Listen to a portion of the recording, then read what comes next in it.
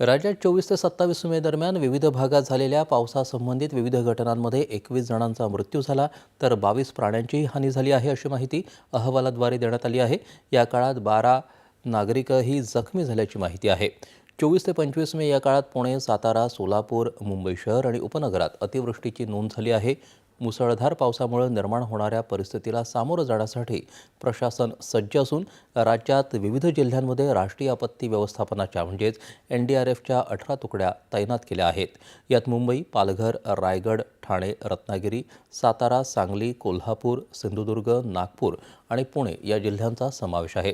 तर नागपूर, गडचिरोली, धुळे, नांदेड इथं 6 SDRFच्या तुकड्या तैनात आहेत।